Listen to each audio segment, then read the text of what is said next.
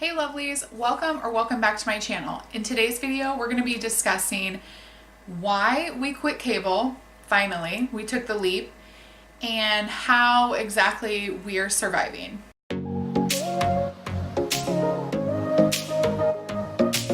Hey there, if you guys are new to my channel, my name is Alyse. I do a lot of content here on the Sykes Fam channel about purposeful living, ways to make your life easier, and content about honest parenthood.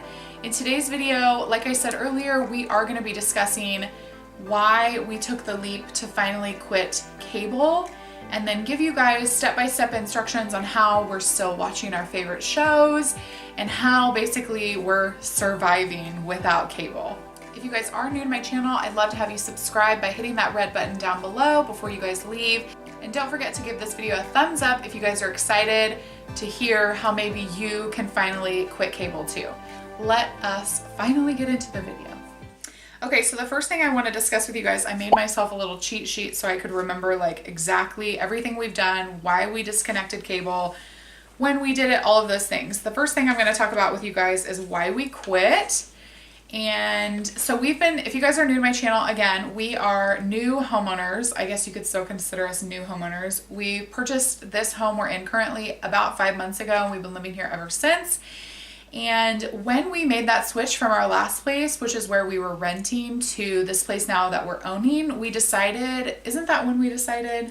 No, we were living without it for a couple months before we moved. We were? Yeah.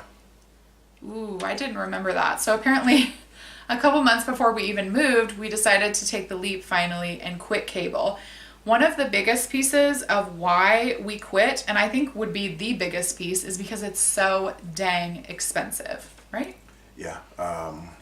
We saved roughly $70 when we cut cable, and it was just a waste of money at that point, kind of is what we came to determine. The $70 was also a price drop from a company that we were using. I'm not going to name any companies in this video just because I know they're different pretty much everywhere you go, and not a lot of people have the same company options, so it's hard to compare.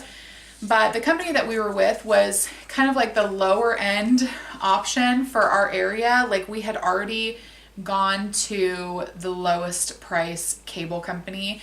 And so even then, dropping cable, like Dawn was saying, was maybe around $70. When we had dropped from like a different cable company to that lower cable company, like that had saved us more money. So the amount that you're paying just for cable, not even including internet, is probably close to $100 a month. And I know some people do even more than that because they have like higher channel packages or premium channels, or they watch a lot of for rent movies or whatever it is.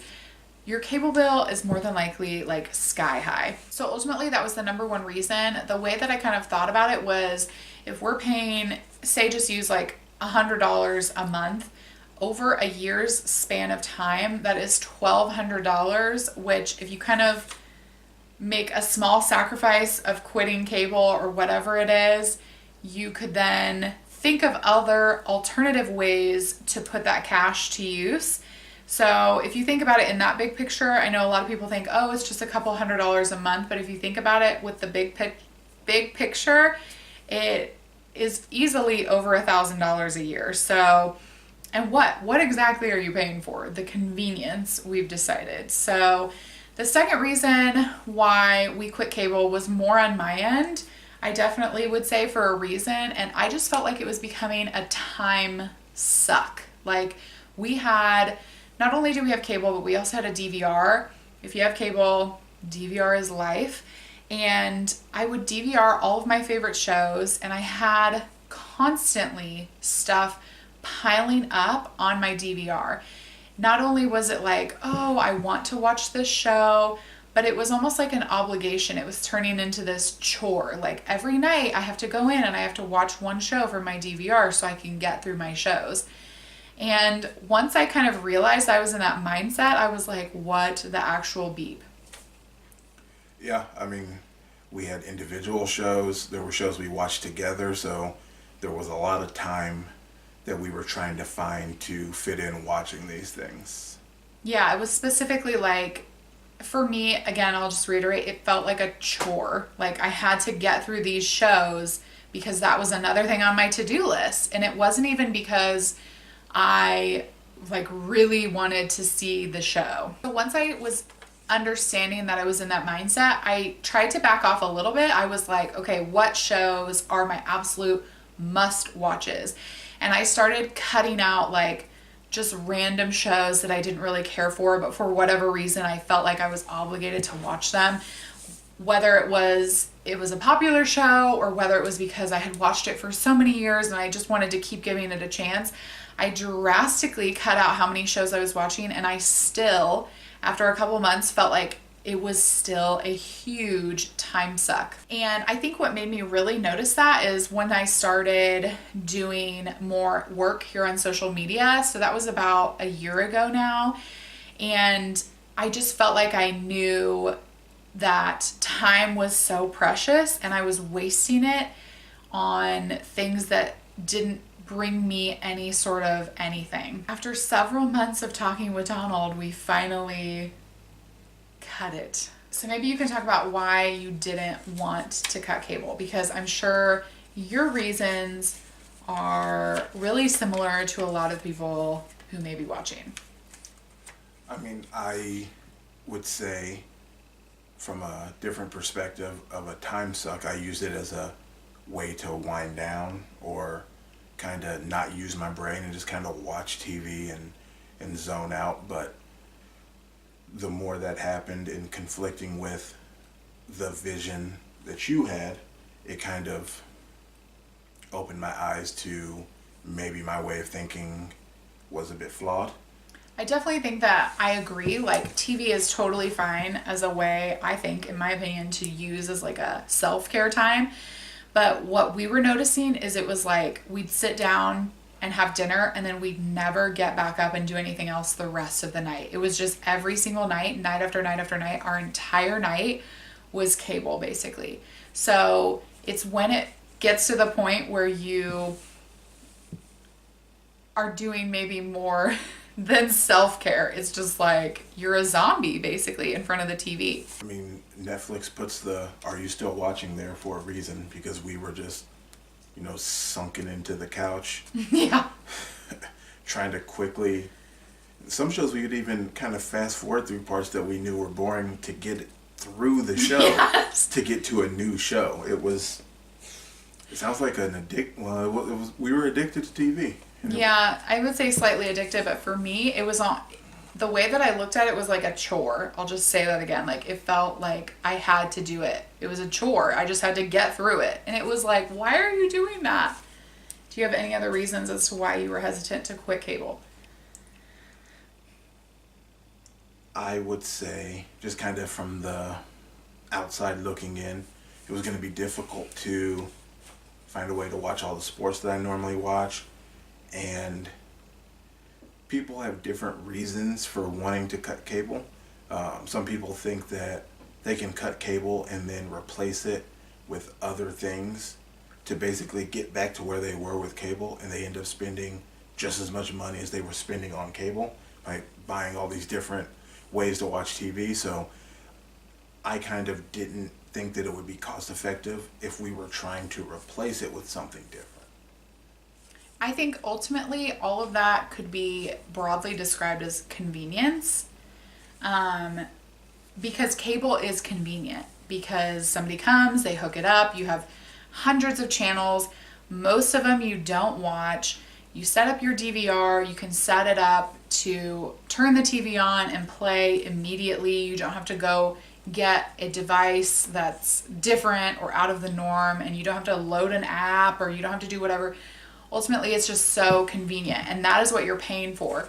So it's kind of like, for us, how much are we willing to do to have that convenience? And ultimately, we decided it was not worth it to continue with regular cable. So on to the topic of how we are dealing with not having cable and how we're surviving, basically. We are going to give you all of our tips and tricks in regards to how we're making it work currently. I'm going to get Donald's opinion about how he thinks it's going. Does he want to go back to cable? And we're just going to give you guys all of the tips basically to maybe quit cable on your own. Number one, I will say, I think it's becoming more and more popular. Like, if you have cable, maybe you're now slowly becoming the minority, at least in a certain age group, I would say. Because technology is just becoming so much more accessible and easy and cheaper and convenient in itself that people are realizing maybe they could save some money in all of the other things we've talked about by letting go of cable. So I think the first thing that we relied on when we stopped cable was Netflix. Yes.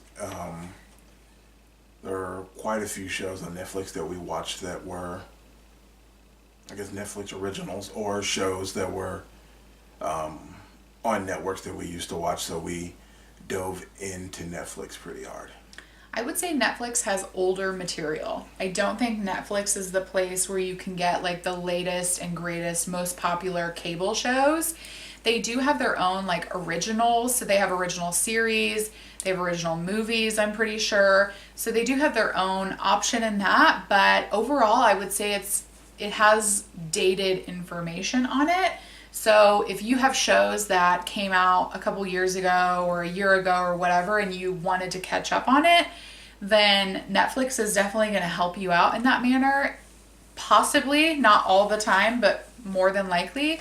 But if you're hoping for like the latest shows on certain episodes that are coming on currently, then I don't think Netflix is the place for you, right? Yes, Netflix does not offer anything like that whatsoever. So then the next thing that's most similar to that is Hulu. And Hulu, I think, is really similar to Netflix, except it has options to watch some shows that are still currently live. So again, it's kind of like, do you want to pay for it? Is going to be based off of what shows you're looking for. You can go online and you can figure out, does Hulu or does Netflix or does whoever offer this show? And then that way you know kind of what you're paying for. Hulu's like cable light. Most of the shows will come on the day after.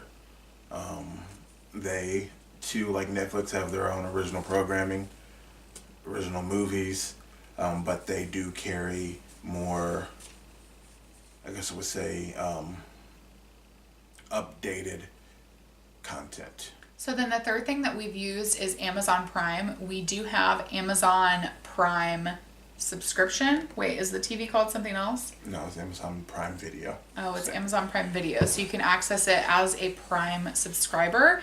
And that, again, I think is most similar to Hulu. Like, it has some updated current shows, or no? It's exactly like Netflix. It doesn't put on new shows the night after. Really? It has older content. They make their own content too. But it is, there are actually a lot of shows that used to be on Netflix that are now only on Amazon because of contractual obligations, but it is basically Netflix. A lot of the things like Amazon Video, like we got it to a certain level when we had the Prime subscription. So it wasn't something that we then paid for on top of that. So there's things like that here and there in regards to maybe you have access to some video or some series based off of something that you're already paying for. Most recently, we've started in regards to watching our shows is Roku. One thing we use to watch all of the aforementioned apps is we use our Roku, which is a streaming device that you can download different apps and then stream it to your TV.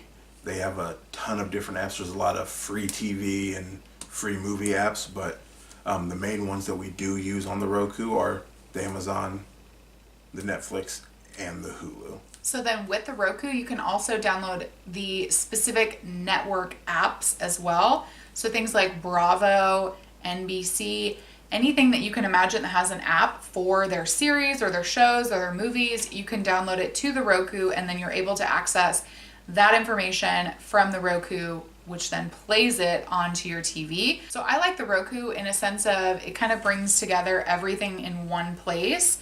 The Roku has its own content as well. I don't think it's originally created, but I think the Roku offers some movies on it. Yeah, there's a So Roku you have channel. so you have that content, and then you have access all in one place, every other app that you're using to access shows or movies or series or whatever. I even am able to play like podcasts through the Roku. So there's a lot of capabilities, and I like, again, that it's bringing everything into one place. You don't have to like log into one app and then only access that one app. In a similar fashion, we also have a Google Chromecast. And I say in a similar fashion because the Chromecast will cast something to your TV just kind of similarly to how the Roku will cast it to your TV. The Chromecast goes off of whatever device is actually casting. So like we use our phones to Chromecast YouTube videos, or what else can you you can Chromecast Netflix, Hulu, basically almost any of the apps that you can get on a Roku, you can get on your phone and then cast it to your TV. So there's a lot of other devices that do really similar things in regards to, I think Apple TV is really similar to the Roku. Amazon Fire Stick. The Fire Stick by Amazon. Right now we have an older Xbox that we use in a similar fashion. So we could just go through each room and like what we do in regards to how we're watching things in those rooms. So in our master, we do have a TV. That's where we have our Roku set up. We use the Chromecast in our daughter's playroom, and that way we can cast things from our phone for her to watch really quickly. And then in our main living area, we do have an Xbox. So then we go through that to cast our shows onto the TV. Okay, so the last thing that we use to watch on our TVs is an HD antenna, which is basically, if you're old like me, the bunny ears that used to be on TVs, they have been upgraded quite a bit. So we have two HD antennas. One is in our living room and one is upstairs in our master bedroom. They can be fickle depending on the weather, but for the most part we get clear HD channels. We get roughly 25 to 30 channels, I'll say, here locally. And it's been very helpful to cutting the cord, because sports was something that I missed a great deal when we cut the cord, but all of the local channels usually have a sport on every day of the weekend, and during football season almost every weeknight. So it has been very helpful in being able to continue watching sports. Yeah, if you're somebody who needs like full access to every single game possible, you'll probably have to pay for like a package subscription for sports only or something like that. But just because you cut cable doesn't mean that all sports go away. You can have access to them. Some of them are free. Well, free in a sense that you're not paying something monthly. Some of them you are going to have to pay for. I think you can watch like specific games if you pay for them. Other way we watch is through our iPads. We cast on there from apps or directly on your cell phone. You can download the app. So then that gets us to, I guess, the nitty gritty, which is how we're able to have all of those things and have it not be the same amount as cable. Yes. And the way that we have done that thus far is a lot of generous friends and family. I guess is the best way to say it. So we do have family members and occasionally friends who have subscriptions that they pay for those services, and then we exchange logins. So we have some friends and families who have access to Netflix, Hulu, all of those things we've talked about, and then you have a specific login to those apps or wherever you're trying to actually view the show. In a sense, we were coming from the place of we didn't want to pay for things that we, first of all, didn't need, and second of all, didn't have to. So a lot of the shows that I still wanted to watch after quitting cable, I went to places like Netflix, Hulu, Amazon, and I tried to figure out whether or not those shows were actually being broadcasted on those apps. And if they were, then we discussed paying for them. Or if they weren't, then we didn't have to worry about it until we had a question about a different show. Some of the cases, like we have access to Hulu and some of the other apps, we have access to that kind of just for fun, in a sense of, again, a family or friend were kind enough to share that information with us, and we will occasionally pull the app up and watch a show if we're bored or whatever is the reason. The one app that I will say we use the most is Netflix. It has some of our favorite shows on there that we watch over and over and over again, The Office specifically. Also, it has access to like a kids version, a kids profile. So for me, for somebody who's staying at home all day and I want to access some educational shows for my daughter, that is where I go to more often than not to play those shows. There are apps and networks where you can pay like individually for their service. So if you wanted to buy access to just one app like HBO, you could. I don't know that that's the case for everything. Like we recently found out MTV, you have to have a cable subscription to access, which is crazy. But more often than not, I think they are understanding the wave that people are going in regards to quitting cable, and they're making their apps accessible individually. Okay, my SD card just completely filled up, so I had to switch cards, and now the camera is like at a different angle, so I apologize about that. But I want to finish this video on a strong couple notes. The reason why we're talking about this is because we want you to know it is possible to take the leap, to save that extra money, and it will be okay. The second thing I will say is that Black Friday is coming up, and now is a great time to spend money on those pieces like the Roku, the Amazon whatever. Fire Stick, because they're lower in price. So it may not be as much of a commitment, I guess you could say, to those items. So Black Friday deals are looking really good for those things. And then thirdly, now is also a really great time to have those discussions with a group of friends or family members and say, hey, would you like to go in on a Netflix subscription with me? And that way you're only paying half of a year's subscription and you're having access to it. And that can happen for literally anything. And hopefully at one point, maybe you will pay for one subscription, the next person will pay for the next one will pay for the next one, and you'll have access to all of them. Well, I think you can. I mean, if you want to. It's not like the cops are going to show up at your place. No, I think, well, nobody reads the fine print in those, read the terms and agreements, but I'm pretty sure in some of them they say you shouldn't share your information. Really? I think so. See, that, I don't.